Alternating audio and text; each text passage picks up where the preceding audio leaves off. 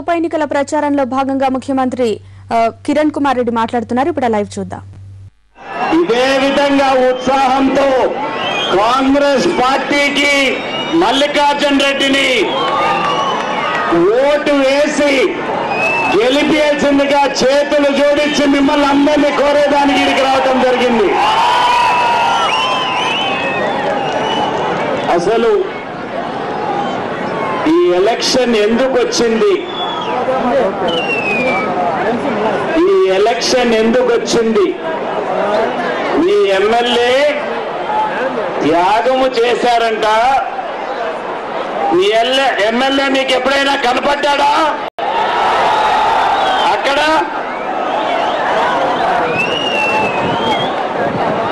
మీ MLA త్యాగము చేయలేదు, కానీ నీతి మాలిన పని చేశాడు,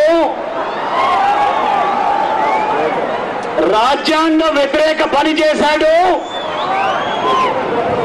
రాజ్యాంగ వ్యతిరేక పని చేశాడు. రాజ్యాంగం ప్రకారం నువ్వు పనికిరావు ఎమ్మెల్యేగా ఉండేదానికని స్పీకర్ గారు ఆయన సభ్యత్వాన్ని రద్దు చేస్తే ఈరోజు ఎమ్మెల్యేగా తీసేయడం జరిగింది.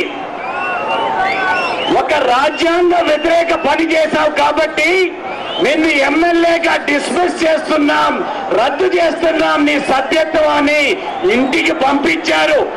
అటువంటి వ్యక్తికి మళ్ళా ఓటేస్తారా? మంచి అవకాశం వచ్చింది ఈరోజు.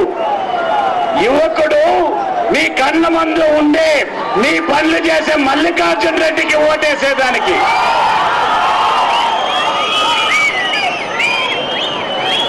ఇంతకు అక్కడ ఉండేది రాజశేఖర రెడ్డేనా? రాజశేఖర రెడ్డి గారి విగ్రహం. మేము ఎక్కడున్నాం? రాజశేఖర రెడ్డి గారి వెనకనే ఉన్నాం. ఏ రోజు కూడా రాజశేఖర రెడ్డి గారి నాయకత్వాన్ని మేము ఎప్పుడు కూడా ప్రశ్నించలేదు. కేవలం కాంగ్రెస్ పార్టీ వల్లనే రాజశేఖర రెడ్డి గారు ఒక ఎమ్మెల్యేగా, ఒక మంత్రిగా, పిసిసి అధ్యక్షుడుగా, సిఎల్పి నాయకుడుగా ముఖ్యమంత్రి అయినా అంటే ఏ పార్టీలో అయ్యాడు? ఆయన చెయ్యి ఏమి చూపిస్తున్నాడు? రాజశేఖర రెడ్డి గారి ఆశయాల్ని తూట్లు పొడిసింది ఎవరు? జగన్మోహన్ రెడ్డి కాదా అనేది ఒక్కసారి ఆలోచన చేసుకోండి. రాజశేఖర రెడ్డి గారి ఆశయాల్ని తూట్లు పడిసేదే కాక రాజశేఖర రెడ్డి గారి బద్ద శత్రువు అయిన చంద్రబాబు నాయుడుతో చేతులు కలిసి ఒక పక్క రాష్ట్రాన్ని విభజించాలి, మా ప్రజలు మాకు సపరేట్ రాష్ట్రం కోరుతున్నారని టిఆర్ఎస్ తో చేతులు కలిపి అవిశ్వాస తీర్మానంలో మీ ఎమ్మెల్యే జగన్మోహన్ రెడ్డి ఆదేశాల మేరకు ఓటేశాడు కాబట్టి ఆయన సభ్యత్వాన్ని రద్దు చేశారు తప్ప వేరే విధంగా పోలేదు. ఈరోజు రాజశేఖర రెడ్డి గారు బతుకున్నంటే ఏ పార్టీలో ఉండేవారు? కాంగ్రెస్ పార్టీలో ఉండేవారు. ఏ రోజైనా రాజశేఖర రెడ్డి గారు శ్రీమతి సోనియా గాంధీ గారిని లేక రాజీవ్ గాంధీ గారిని పొల్లెత్తు మాట ఎప్పుడైనా అన్నారా? మీరు ఎక్కడైనా విన్నారా? ఒక్కసారి ఆలోచన చేసుకోండి. జీవితాంతం ఆయన ఎప్పుడు కూడా కేవలం గాంధీ కుటుంబం వల్లనే, రాజీవ్ గాంధీ వల్ల, సోనియా గాంధీ వల్లనే ఇంత ఉన్నత స్థానానికి నేను చేరానని పదే పదే చెప్పేవారు. ఈ రాష్ట్రంలో పెట్టిన అభివృద్ధి కార్యక్రమంలో 34-35 కార్యక్రమాల్ని ఇందిరాగాంధీ పేరు పైన, రాజీవ్ గాంధీ పేరు పైన పెట్టాడంటే రాజశేఖర రెడ్డి గారికి ఎంత అభిమానం ఉన్నదో వారి కుటుంబం పైన ఒక్కసారి మీరు ఆలోచన చేయండి. ఇదే కాదు, ఆఖరికి రాజకీయాలు ఏదైనా చేయొచ్చు. రాజకీయంలో స్వార్థం కోసం తండ్రి చావును కూడా వివాదాస్పదం చేసి రాజశేఖర రెడ్డి గారిని కాంగ్రెస్ నాయకత్వం చంపించిందో లేక ఇతరులు చంపించారో అని చెప్పటం ఎంతవరకు సమంజసం మీరందరూ ఆలోచన చేసుకోవాలని నేను కోరుతున్నాను. రాజంపేట వాసులు ఈరోజు ఒక్కసారి రాజశేఖర్ రెడ్డి గారు ఏదైతే హెలికాప్టర్ లో ప్రమాదం చెంది చనిపోతే అదే హెలికాప్టర్ లో ఆయన కూతురు అడుగుతుంది, ఆ హెలికాప్టర్ లో కిరణ్ కుమార్ రెడ్డి కూడా పోవాల్సి ఉండింది, ఆయన తెలుసుకొని ప్రమాదాన్ని ముందరే దిగిపోయారని. ఒకవేళ నాకు ఆ ప్రమాదం గురించి తెలుసుంటే మన ప్రాణం పన్నంగా పెట్టి రాజశేఖర్ రెడ్డి గారిని బతికించుకునే వాళ్ళం కాదా? రాజశేఖర్ రెడ్డి గారి చావును వివాదాస్పదం చేసి ఆయన చావును కూడా రాజకీయ లబ్ధి కోసం ప్రయోజిస్తున్న వారి కుటుంబం కేవలం ఆస్తి కోసమో అధికార దాహం కోసమో ఈ విధంగా రాజశేఖర్ రెడ్డి గారిని చావును వివాదాస్పదం చేసి ఎంతవరకు సమంజసమో ఒక్కసారి ఆలోచన చేసుకోండి.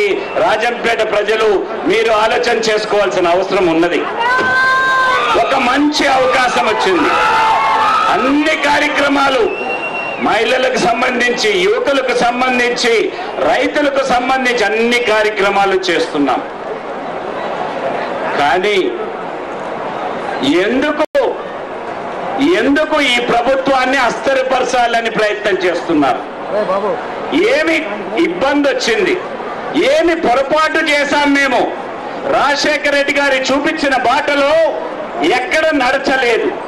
ప్రజలకు ఇంకా మెరుగ్గా అన్ని కార్యక్రమాలు చేసే ప్రయత్నం చేస్తుంటే రైతులకు వడ్డీ లేని రుణాలు 1,00,000 రూపాయల వరకు 1 కోటి మంది రైతులకు ఈ సంవత్సరం ఇవ్వబోతున్నాం.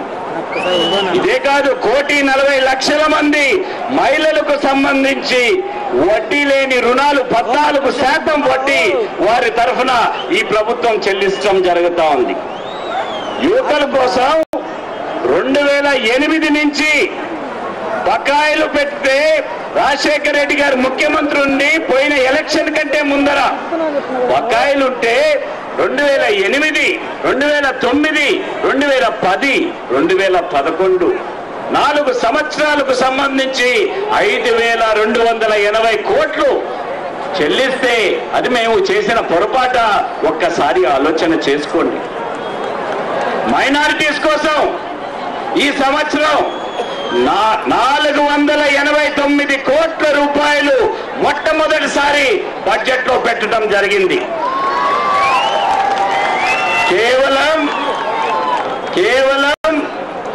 30 కోట్లు 2004లో ఉన్న బడ్జెట్ ని 489 కోట్లు చేసేదే కాక 1,50,000 మందికి 230 కోట్లు స్కాలర్షిప్ మైనారిటీస్ చెల్లిస్తున్నాం. 4% రిజర్వేషన్స్, కాంగ్రెస్ పార్టీ 4% రిజర్వేషన్స్ ఇస్తుంటే కేంద్రం కూడా 4.5% అనౌన్స్ చేశారు. 10 కోట్లు ఇబ్బంది వచ్చింది. ఆ ఇబ్బందిని కూడా అధిగమించేదానికి అన్ని చర్యలు కేంద్ర ప్రభుత్వం తీసుకుంటా ఉంది. ఈరోజు మీకున్న ఒక అంశం, జగన్మోహన్ రెడ్డి గారిని రాష్ట్ర ప్రభుత్వం, కేంద్ర ప్రభుత్వం, కాంగ్రెస్ పార్టీ జైలుకు పంపించిందట. మీరు నమ్ముతున్నారా? ఎందుకు జైలుకు పోయాడు? రైతుల కోసం పోయాడా? రైతుల కోసం పోయాడా? మైనారిటీస్ కోసం పోయాడా? బీసీల కోసం పోయాడా? యువకుల కోసం పోయాడా? లేక మహిళల కోసం పోయాడా? దేనికోసం పోయాడు జైలుకి? ఆయన పెట్టిన కంపెనీల్లో వేలాది కోట్ల రూపాయలు పెట్టుబడులు వచ్చాయి.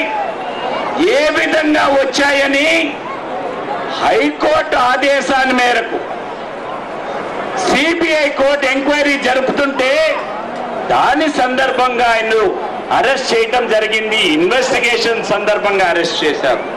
చాలా సార్లు ముఖ్యమంత్రులు, మంత్రులు, కేంద్ర మంత్రులు కూడా సిబిఐ అరెస్ట్ చేసిన దాఖలాలు ఉన్నాయి. అటువంటిది ఇదేదో చిన్న అంశం కాదు. మన దగ్గర ఏదో బంగారం గొలుసుపోయిందో, లేక కోడి దొంగతనమైందో, లేక మోటార్ దొంగతనమైందో, లేక బర్రె దొంగతనమైందో, లేక గొర్రె దొంగతనమైందో, లేక ఆవు దొంగతనమైంది కాదు. లేక రాజంపేటలో పండ్ల తోటలు ఎక్కువ ఉన్నాయి. పండ్ల తోటలో దొంగతనమైన అంశం కాదు ఇది. వేలాది కోట్ల రూపాయలు పెట్టిన సెక్షన్లు, చాలా సెక్షన్లు. ఒకవేళ రుజువైతే, ఎవరిపైనైనా ఈ నేరాలు రుజువైతే, పెట్టిన సెక్షన్లు కోర్టులో రుజువైతే 14 సంవత్సరాల పాటు, 10 నుంచి 14 సంవత్సరాల పాటు జైలు శిక్ష పడుతుంది. అటువంటి నేరాల్లో హైకోర్టు ఆదేశాల మేరకు, కొంచెం మీరు వింటే కొంచెం మీకు అర్థమవుతుంది. సినిమా ఈ రోజు అయిపోలా, 12వ తేదీ వరకు ఉంది. రికార్డు బద్దలు కొట్టేది 15వ తేదీ. అందుకని ఈ ఉత్సాహాన్ని మీరు, కొందరికి ప్రేమ ఉన్నా కూడా అవాస్తవాల్ని మీకు వాస్తవాలు చెప్పి మిమ్మల్ని ఒప్పించి కాంగ్రెస్ పార్టీ తరఫున ఓటేపించేదానికి ప్రయత్నం చేస్తున్నాం. దీంట్లో ఎక్కడే కానీ కాంగ్రెస్ ప్రభుత్వానికి కేంద్ర నాయకత్వానికి లేక రాష్ట్ర నాయకత్వానికి సంబంధం లేదు. ఇది ముఖ్యంగా పరిటాల రవి అనే శాసనసభ్యుడి హత్య జరిగినప్పుడు రాజశేఖర్ రెడ్డి గారు స్వయాన జగన్మోహన్ రెడ్డి గారి పైన సిబిఐ ఎంక్వైరీ చేశారు. ఆ రోజు ఎందుకు మీరు మా తండ్రి నా పైన సిబిఐ ఎంక్వైరీ చేశారు, నా పైన కక్ష ఉంది, మా తండ్రి రాజశేఖర్ రెడ్డి కని ఎందుకు చెప్పలేదు? మా కుటుంబం పైన కాంగ్రెస్ పార్టీ కక్ష తీసుకుంటున్నదని ఆ రోజు ఎందుకు చెప్పలేదు? ఇక్కడ మేము వేయలేదు సిబిఐ ఎంక్వైరీ, హైకోర్టు వేసింది. అక్కడ స్వయాన తండ్రి అయిన రాజశేఖర్ రెడ్డి గారు వేశారు. ఆ రోజు రాజశేఖర్ రెడ్డి వేస్తూ నా కొడుకు సిబిఐ అంటే ఇప్పుడు ఏది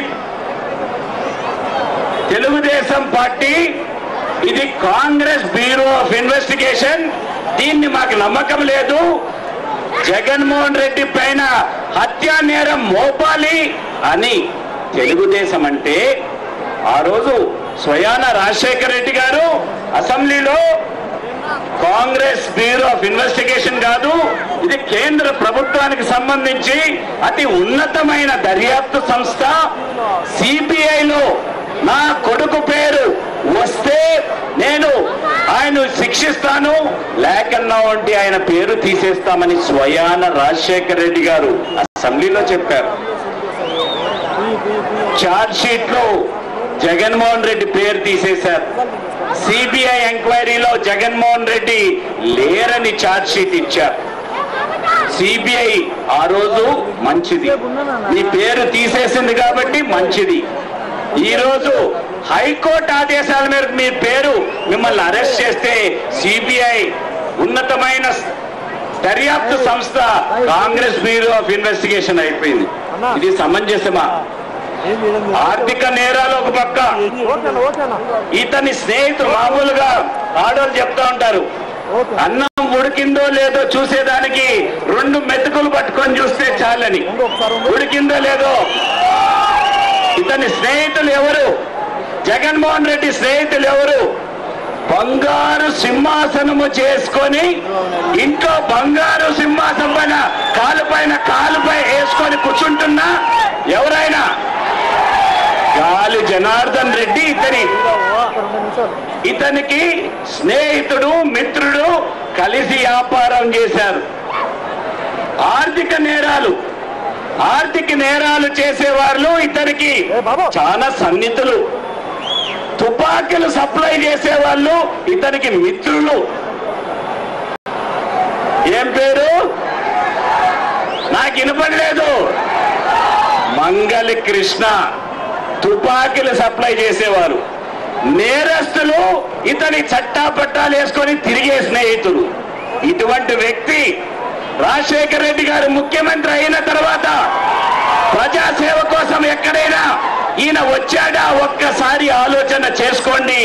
కేవలం అతని కంపెనీల్లో డబ్బులు పెట్టుబడి ఏ విధంగా పెట్టాలో చూస్తా ఉన్నారు తప్ప ఎక్కడే గాని ప్రజల కోసం ప్రజా సంక్షేమం కోసం ఆ 5 సంవత్సరాలు ఎక్కడా పెట్టలేదు. కేవలం భూమాఫియా, మైనింగ్ మాఫియా ఇటువంటి నేరస్తుల్లో చట్టపట్టేలు వేసుకొని తిరిగాడు కాబట్టి ఈరోజు కేసులో దర్యాప్తులో జైల్లో ఉన్నారు. నేను కోరేది ఒక్కటే, మీకు చిరంజీవి అంటే ఇష్టమేనా? చిరంజీవి పైన ప్రేమ ఉందా? ప్రేమ ఉంటే ఏం చేయాలి మీరు? ఈరోజు క్యాండిడేట్ మల్లికార్జున రెడ్డి కాదు, చిరంజీవి గారు, నేనే క్యాండిడేట్లు. ఇక్కడ మీరు హస్తం గుర్తుకు ఓటేసి యువకుడైన మల్లికార్జున రెడ్డిని పెద్ద అఖండ మెజారిటీతో గెలిపివ్వాలి అని మీ అందరికీ చేతులు జోడించి ప్రార్థిస్తాం జరుగుతోంది. ఒక్కసారి చేతులు మీరు ఎత్తి మీ మద్దతు తెలపాల్సిందిగా 2 చేతులు ఎత్తి మద్దతు. ఎత్తలేదు, పైన ఎత్తలేదు, పైన ఇక్కడమ్మా తల్లి. అఖండ మెజారిటీతో కాంగ్రెస్ పార్టీకి ఓటేసి గెలిపియాల్సిందిగా చేతులు జోడించి మిమ్మల్ని ప్రార్థిస్తూ సెలవు తీసుకుంటున్నాము. జై హింద్.